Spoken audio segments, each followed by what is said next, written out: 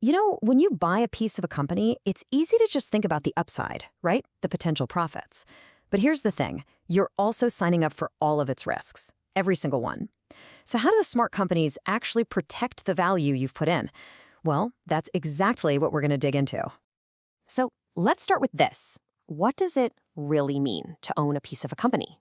I mean, it sounds simple, doesn't it? But wow, the real answer goes way deeper than just watching a stock price wiggle on a screen.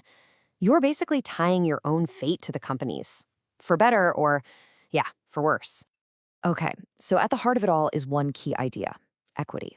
That's your slice of the pie, your stake in the game. When you're a shareholder, your money, that's the fuel that makes the whole engine run. And in return, you get a piece of the profits and a say in where the company's headed. Your investment isn't just cash, it's literally the foundation the whole company is built on. But, and this is a big but, that ownership, that value you're holding on to, it's never really safe. In fact, it's constantly under threat. Think of it like a fortress under siege from every possible direction, all at once. You've got financial risk. The business model itself could just be broken. The company might be spending more than it can ever hope to earn back. Then there's cyber risk. One bad data breach and bam, customer info's out there, legal fees are piling up, and the company's reputation is toast. Literally overnight. Of course, there's always competition. Some rival comes out of nowhere with a killer new strategy and starts eating your lunch before you even knew you were hungry. And sometimes the call is coming from inside the house.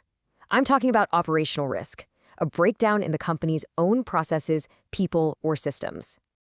So as you can see, this isn't about dodging just one or two bullets. We're talking about a whole battlefield of threats. You've got the market going crazy, credit drawing up, cyber attacks, not to mention actual physical stuff like storms and fires.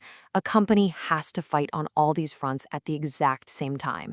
It's a lot. Which brings up the big question, right? How on earth does a company manage all of this at once? How do you possibly wrap your arms around that much complexity? Well, the answer is a pretty brilliant strategy called enterprise risk management. We'll just call it ERM.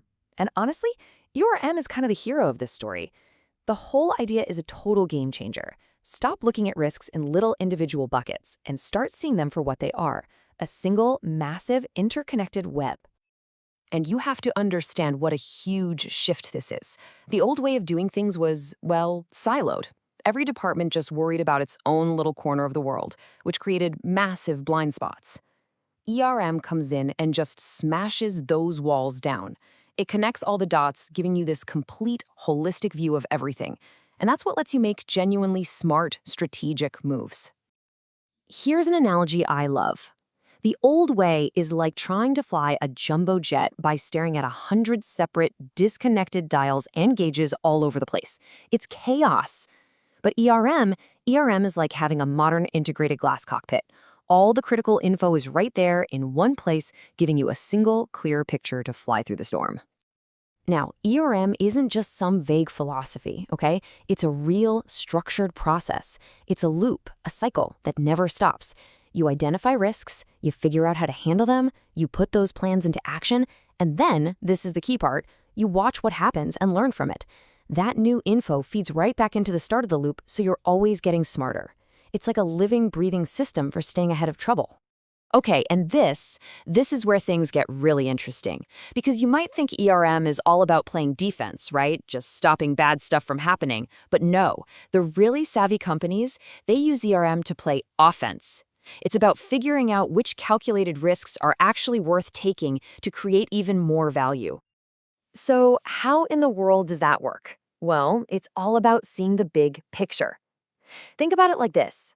Imagine a company that sells two things: umbrellas and sunscreen.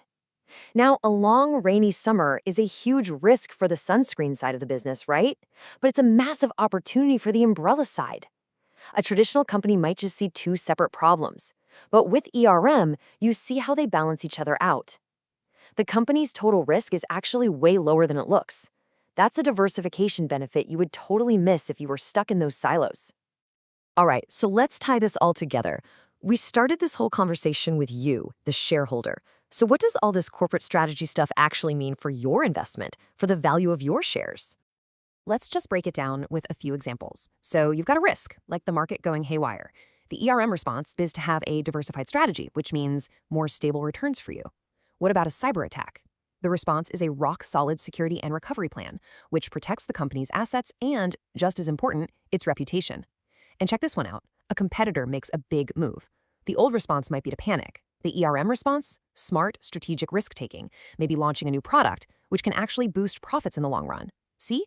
Every single one of these actions ties directly back to protecting and growing shareholder value. So here's the bottom line.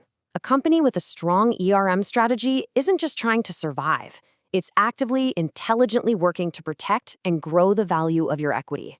It is the absolute foundation for creating real long-term value.